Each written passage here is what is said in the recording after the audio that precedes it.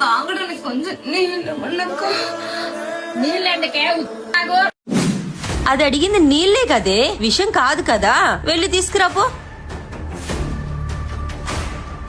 తీసుకో, తాగు. ఒక్కసారి అడుక్కోవే, పోస్తాను. తీసుకో, తాగు. తాగవే, తాగవే, తాగు.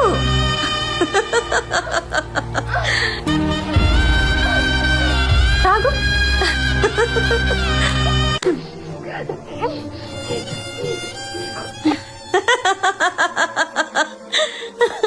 ఎందుకే నీకు ఈ కష్టాలు? నీ కూతురు ఎక్కడుందో చెప్పేసి నీకు పంచభక్ష పరవాణాలు పెడతాను.